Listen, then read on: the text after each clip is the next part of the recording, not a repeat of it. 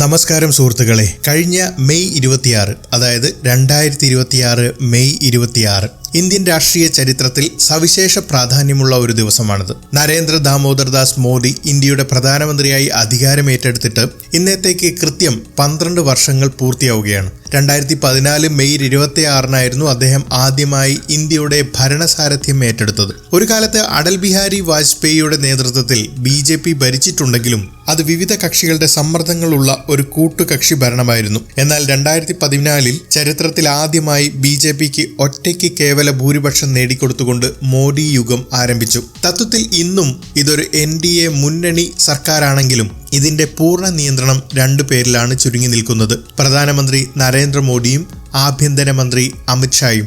ബാക്കി ക്യാബിനറ്റ് മന്ത്രിമാരൊക്കെ വെറുതെ ചായയും വണ്ടിപ്പരിപ്പും കഴിക്കാൻ മാത്രം പോയിരിക്കുന്നവരാണെന്ന ആക്ഷേപം ശക്തമാണ്. കഴിഞ്ഞ 12 വർഷം കൊണ്ട് ഈ മോഡി ഷാ കൂട്ടുകെട്ട് ഇന്ത്യയുടെ ഭാഗധേയം എങ്ങനെ മാറ്റിമറിച്ചു എന്നതിലേക്ക് നമുക്കൊന്ന് കണ്ണോടിക്കാം. 2014 നരേന്ദ്രമോദി അധികാരമേൽക്കുമ്പോഴുള്ള ഇന്ത്യയല്ല ഇന്ന് 2026 മെയ് മാസത്തിൽ നമ്മൾ കാണുന്നത്. രാജ്യത്തിന്റെ അതിരുകളോ ഭൂപടങ്ങളോ മാറിയിട്ടില്ല. പക്ഷേ മൗലികമായ മാറ്റങ്ങൾ ഒരുപാടുണ്ടായി. നെഹ്റുവിൻ്റെയോ ഇന്ദിരാഗാന്ധിയുടെയോ അതിനുശേഷം വന്ന ദേവഗൌഡ, ഗുജറാൾ, വാജ്പേയി, മൻമോഹൻ സിംഗ് എന്നിവരുടെയോ ഇന്ത്യയല്ല ഇന്നത്തെ ഇന്ത്യ. ഇതിൻ്റെ ഒന്നാമത്തെ പ്രത്യേകത പൊളിറ്റിക്കൽ സ്റ്റെബിലിറ്റി അഥവാ രാഷ്ട്രീയ സ്ഥിരതയാണ്.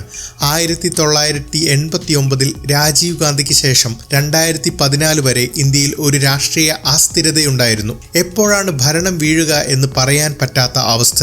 പണ്ട് നാവികസേനാ മേധാവിയെ മാറ്റിയതിൻ്റെ പേരിൽ ജയലളിത വാജ്പേയി സർക്കാരിനെ പ്രതിസന്ധിയിലാക്കിയത് നമ്മൾ കണ്ടതാണ്. എന്നാൽ ഇന്ന് കളി മാറി. 2024 പൊതു തെരഞ്ഞെടുപ്പ് കഴിഞ്ഞപ്പോൾ പലരും കരുതി ചന്ദ്രബാബു നായിഡുവും നിതീഷ് കുമാറും മോഡിയെ വലിച്ച് താഴെയിടുമെന്ന്. എന്നാൽ ഒന്നും സംഭവിച്ചില്ല. നിതീഷ് കുമാർ ഇന്ന് തീർത്തും അപ്രസക്തനായി. നായിഡു സഖ്യത്തിലുണ്ടെങ്കിലും കേന്ദ്രത്തിന് യാതൊരു ഭീഷണിയുമില്ല. 1-2 മോദി സർക്കാരുകളേക്കാൾ ശക്തമായ നിലയിലാണ് മൂന്നാമത്തെ മോദി സർക്കാർ മുന്നോട്ടു പോകുന്നത്. ഈ രാഷ്ട്രീയ സ്ഥിരതയുടെ പ്രതിഫലനം രാജ്യത്തിന്റെ സാമ്പത്തിക നിയമനിർമ്മാണ രംഗങ്ങളിലും കാണാം. തീവ്ര മുതലാളിത്ത അജണ്ടയാണ് രാജ്യം പിന്തുടരുന്നത്. കോർപ്പറേറ്റുകൾ പണ്ടത്തേക്കാൾ സമ്പന്നരായി. ദരിദ്രർ പഴയപടി തന്നെ തുടരുന്നു. തൊഴിലാളികളുടെ താൽപ്പര്യങ്ങളെക്കാൾ തൊഴിലുടമകളുടെ ക്ഷേമം ഉറപ്പാക്കുന്ന പുതിയ ലേബർ കോഡുകൾ ഇതിന് ഉദാഹരണമാണ്. മറുഭാഗത്ത് തങ്ങളുടെ ഹിന്ദുത്വ അജണ്ടകൾ കൂടുതൽ കാർക്കശ്യത്തോടെ നടപ്പാക്കാൻ കേന്ദ്ര സർക്കാരിനായി. കശ്മീരിന്റെ പ്രത്യേക പദവി ആർട്ടിക്കിൾ 370 റദ്ദാക്കി. മുത്തലാഖ് നിരോധിച്ചു. വഖഫ് നിയമങ്ങളിൽ വൻ ഭേദഗതികൾ കൊണ്ടുവന്നു. ഇതിനെയൊക്കെ അപ്പുറം സുപ്രീം കോടതി, തിരഞ്ഞെടുപ്പ് കമ്മീഷൻ, CIG തുടങ്ങിയ ഭരണഘടനാ സ്ഥാപനങ്ങളിൽ ജഡ്ജിമാരുടെ നിയമനത്തിലും പ്രൊമോഷനിലും വിരമിച്ച ശേഷമുള്ള പദവികളിലും നേരിട്ടും അല്ലാതെയും സ്വാധീനം ചെലുത്താൻ സർക്കാരിന് സാധിക്കുന്നുണ്ട്. ജവഹർലാൽ നെഹ്റുവിന്റെ ശേഷം തുടർച്ചയായി 3 പൊതു തെരഞ്ഞെടുപ്പുകൾ ജയിക്കുന്ന ആദ്യത്തെ പ്രധാനമന്ത്രിയാണ് നരേന്ദ്രമോദി.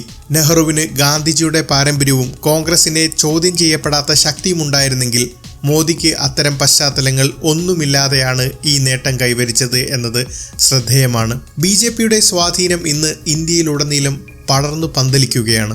ഒരു കാലത്ത് വൻ പ്രതിസന്ധി ഉണ്ടായിരുന്ന ഉത്തർപ്രദേശ് ഇന്ന് BJPയുടെ തകർക്കാനാവാത്ത കോട്ടയാണ്. ഹരിയാനയിലും മഹാരാഷ്ട്രയിലും ഭരണം ഉറപ്പിച്ചു. കിഴക്കൻ ഇന്ത്യയിൽ ഒഡീഷയിലെ ബിജു ജനതാദളിനെ അട്ടിമറിച്ചു. അസം പിടിച്ചെടുത്തു. ഒടുവിൽ ബംഗാളിലും കാവിക്കു പാറിച്ചു. ഇനി ലക്ഷ്യം തെക്കേ ഇന്ത്യയാണ്. കർണാടക തിരിച്ചുപിടിക്കാനും തെലുങ്കാനയിൽ സ്വാധീനമുറപ്പിക്കാനും ആന്ധ്രയിൽ നായിഡുവിനൊപ്പം ഭരിക്കാനും അവർക്ക് സാധിക്കുന്നു. നിലവിൽ കേരളത്തിലും തമിഴ്നാട്ടിലും മാത്രമാണ് ഈ രാഷ്ട്രീയത്തിന് വലിയ മുന്നേറ്റം ഉണ്ടാക്കാൻ കഴിയാത്തത്. ലോക്സഭയിലും രാജ്യസഭയിലും അവർക്ക് വലിയ പ്രാബല്യമുണ്ട്. ഇതോടൊപ്പം ചേർത്ത് പറയേണ്ട ഒന്നാണ് വലിയൊരു ജനവിഭാഗത്തിന്റെ, പ്രത്യേകിച്ച് മുസ്ലിം ന്യൂനപക്ഷങ്ങളുടെ രാഷ്ട്രീയ അന്യവൽക്കരണം. മൻമോഹൻ സിംഗിന്റെ കാലത്ത് അവർ പൂർണ്ണ തൃപ്തരായിരുന്നില്ലെങ്കിൽ പോലും അവർക്ക് പ്രാതിനിധ്യമുണ്ടായിരുന്നു. എന്നാൽ മോദിയുടെ ഒന്നാം സർക്കാരിൽ ക്യാബിനറ്റ് മന്ത്രിയായിരുന്നത് 2ാം സർക്കാരിൽ സഹമന്ത്രിയായി ചുരുങ്ങി. ഈ മൂന്നാമത്തെ മന്ത്രിസഭയിലാകട്ടെ ഒരൊറ്റ മുസ്ലിം നാമധാരി പോലുമില്ല.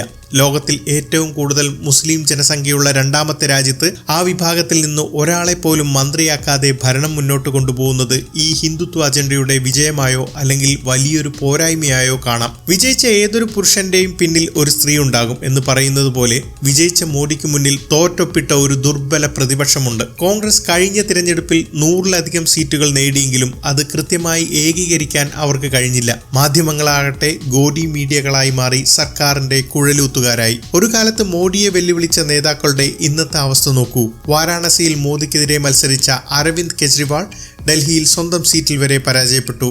ബംഗാളിൽ മമതാ ബാനർജിയുടെ പാർട്ടിയും അവർ മത്സരിച്ച സീറ്റും കൈവിട്ടുപോയി.